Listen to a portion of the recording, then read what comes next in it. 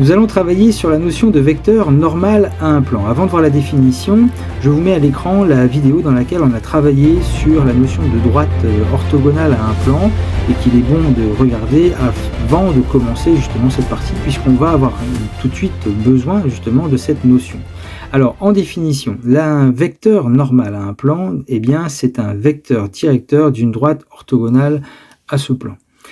À savoir que dans l'illustration que vous avez ici, vous avez un plan P, puis un vecteur n dont la direction que vous avez ici en vert, donc représentée par la droite D, et dont la direction donc est perpendiculaire au plan P. Et bien ce vecteur n ici est appelé un vecteur normal. Donc un vecteur normal, ça veut dire que sa direction est perpendiculaire au plan.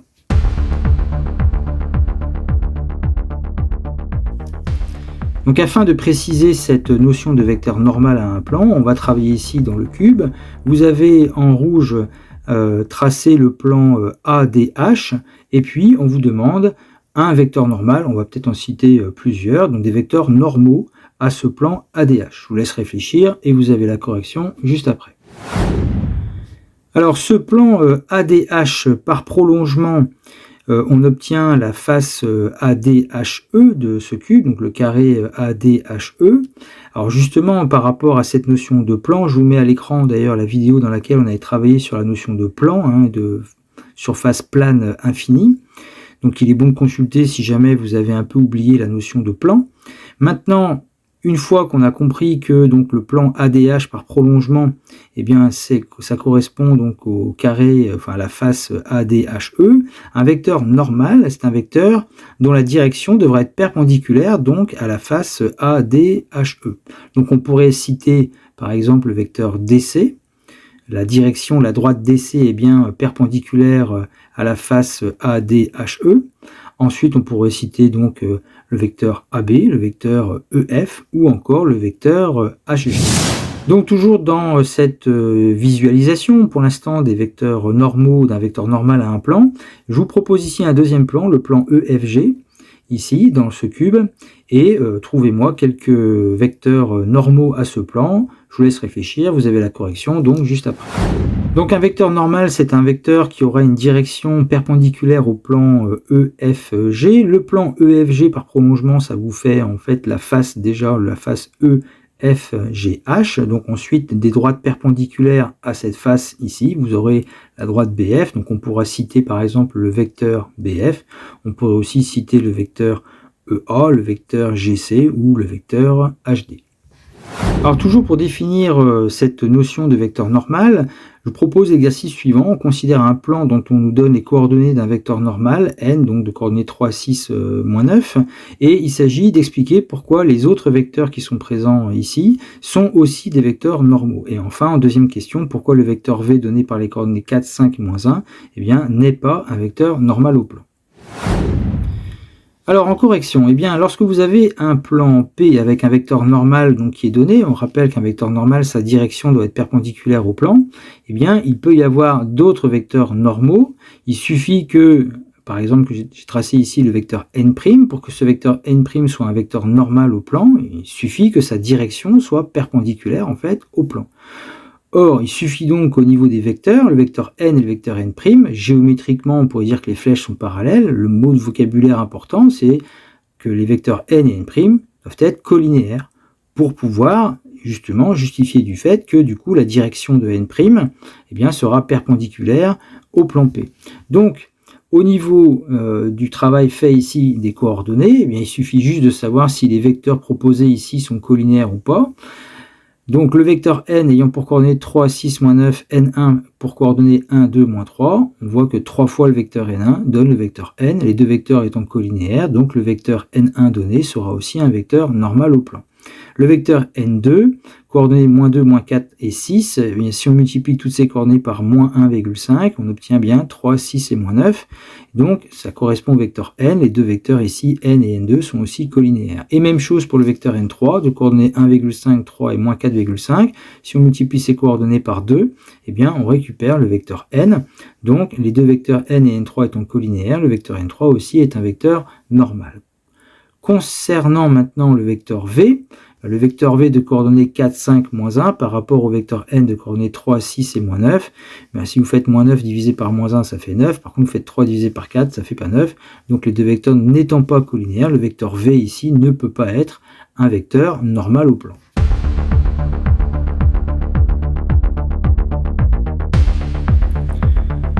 Alors comment démontrer qu'un vecteur sera un vecteur normal à un plan? Eh bien pour ça, on aura besoin d'une base d'un plan P, c'est-à-dire deux vecteurs V1 et V2 qui seront non collinéaires et caractérisant le plan P. Et dans ce cas, le vecteur n sera un vecteur normal au plan P à partir du moment où le produit scalaire de n avec V1 sera égal à 0 et le produit scalaire de n avec V2 sera aussi égal à 0.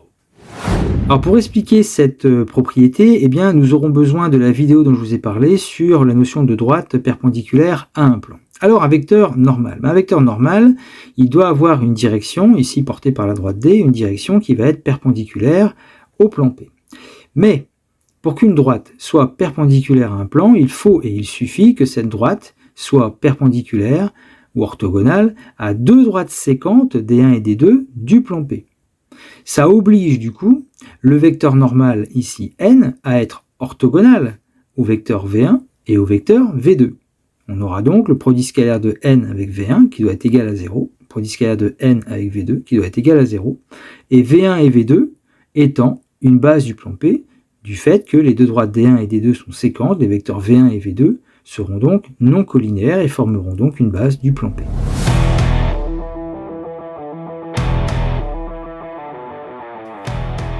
Et en application de cette règle, eh bien, je vous propose ici un exercice avec un plan P passant par un point A et dirigé par les vecteurs U et V ici, dont on a les coordonnées.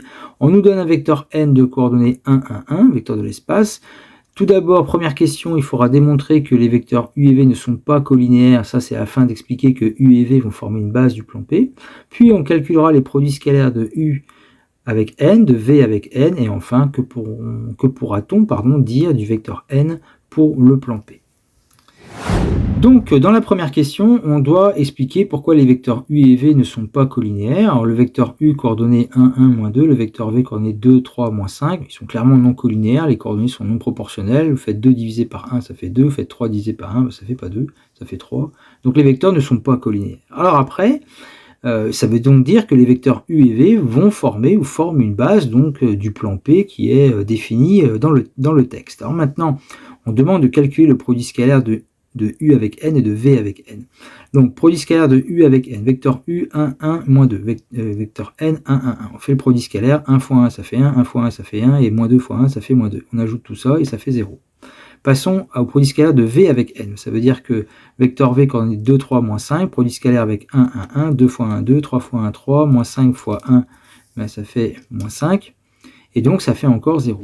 Donc autrement dit, nous avons deux vecteurs U et V qui forment une base du plan P parce que nous avons montré que les deux vecteurs étaient non collinéaires. Et le produit scalaire de U avec n est égal à 0, le produit scalaire de V avec n est égal à 0. Ça veut dire que le vecteur n est orthogonal au vecteur U et orthogonal au vecteur V. Et donc, par définition, ça nous permet de dire que n est un vecteur normal au plan P, puisque nous sommes dans ce genre de configuration où nous avons un vecteur n qui va être orthogonal à deux vecteurs de base du plan P. Bon, là j'ai marqué V1 et V2, mais dans l'exercice c'est U et V. Et donc comme les produits scalaires sont égaux à 0, eh bien notre vecteur n ici a donc une direction qui est perpendiculaire à notre plan P. Donc nous pouvons conclure que notre vecteur n est un vecteur normal au plan P.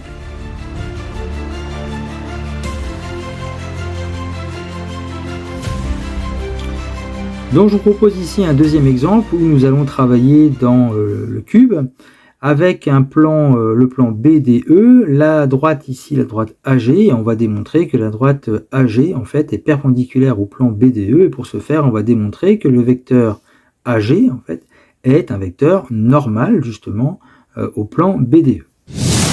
Donc pour utiliser la règle précédente, eh bien, nous devons d'abord caractériser une base du plan P. Une base du plan P sera donnée par deux vecteurs non collinéaires de ce plan. Donc dans le plan BDE, deux vecteurs non collinéaires, on peut citer par exemple le vecteur BD et puis le vecteur DE. Et nous avons ici donc une base du plan BDE. Et donc pour démontrer que le vecteur AG est un vecteur normal au plan BDE, eh bien on va démontrer que le vecteur AG va avoir un produit scalaire égal à 0 avec les vecteurs DE et avec le vecteur BD. Alors si je vous propose cet exemple, eh bien c'est pour rappeler le calcul du produit scalaire, mais cette fois-ci sans repère. On pourrait mettre un repère et donc travailler avec des coordonnées, mais ici, eh bien, on va calculer les produits scalaires directement en utilisant une méthode que on a vue dans la vidéo que je vous mets à l'écran, où on va utiliser la distributivité et donc la décomposition des vecteurs. Alors justement, on doit donc calculer le produit scalaire de AG avec donc l'un des vecteurs que j'ai choisi, le vecteur BD. Alors le vecteur AG et le vecteur BD, eh bien, ne sont pas formés par des arêtes en fait de ce cube. Pourquoi je parle des arêtes? Parce que justement, comme on est dans un cube, on sait que les arêtes peuvent être perpendiculaires, et c'est ça justement qu'on va utiliser. Donc l'idée est de décomposer le vecteur AG eh bien, en passant par les arêtes du cube. Donc j'ai choisi par exemple le vecteur AB plus le vecteur BF plus le vecteur FG. Décomposition en relation de Chasles. AB plus BF plus FG, ça vous fait bien le vecteur AG. Même chose pour le vecteur BD, je l'ai décomposé en faisant par exemple BA plus AD. Et ensuite, eh bien, on utilise la distributivité du produit scalaire, donc ça va faire AB scalaire BA qui est ici, AB scalaire AD qui est là, BF scalaire BA qui est ici, plus BF scalaire AD, plus FG scalaire BA, plus FG scalaire AD.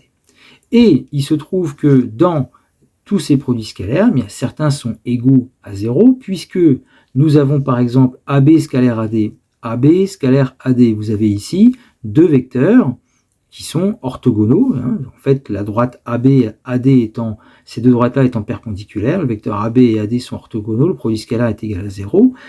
Et on aura le même phénomène entre le vecteur BF et le vecteur BA. On aura aussi BF scalaire AD, BF avec le vecteur AD qui sera égal, ce produit scalaire sera égal à 0, puisque les vecteurs BF et AD sont orthogonaux.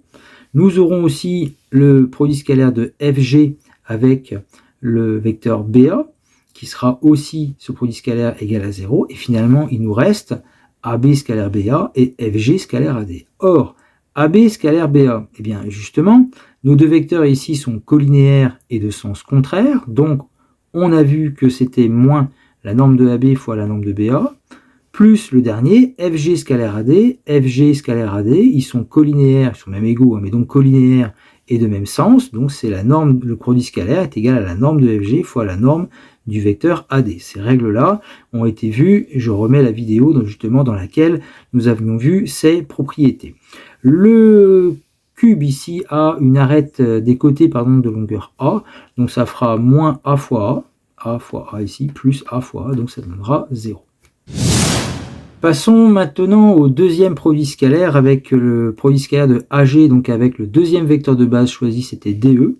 Donc je vais garder la même décomposition pour le vecteur AG. Pour le vecteur DE ici, eh bien on va dire que c'est par exemple DA plus AE. Donc ensuite, on fait la distributivité, donc ça fait AB scalaire DA, plus AB scalaire AE, plus BF scalaire DA, plus BF scalaire AE, plus FG scalaire DA, et enfin FG scalaire AE. Et nous avons ici des produits scalaires qui seront égaux à 0, puisque par exemple AB et DA, alors vous avez AB et DA, deux droites perpendiculaires, donc les produits scalaires des vecteurs ici seront égaux à ce produit scalaire sera égal à 0, AB avec AE, AB avec AE, même chose, BF avec DA, BF produit scalaire avec DA, vecteur orthogonal, donc produit scalaire qui est égal à 0. Ensuite, BF scalaire AE, BF scalaire AE, on verra après. Le dernier, en fait, finalement, FG scalaire AE, FG scalaire, produit scalaire avec le vecteur AE, direction orthogonale, donc un produit scalaire qui sera égal à 0. Et maintenant, il va nous rester ici, donc, BF scalaire AE plus FG scalaire DA. BF et AE, lorsqu'on regarde la figure, donc BF et AE sont dans le même sens, donc le produit scalaire sera égal à la longueur de BF fois la longueur du vecteur AE. Et en fait, FG scalaire DA, donc FG scalaire, produit scalaire avec DA, là ils sont dans le sens contraire, donc le produit scalaire sera égal à moins la norme de FG fois la norme de DA, ce qui fera A fois A moins A fois A, ce qui fait encore 0. Et de ce fait, le vecteur AG étant orthogonal. Pourquoi orthogonal? Parce que le produit scalar est égal à 0. Donc orthogonal au vecteur BD et au vecteur DE. Et bien, comme BD et DE forment une base du plan BDE, le vecteur AG est donc un vecteur normal au plan BDE.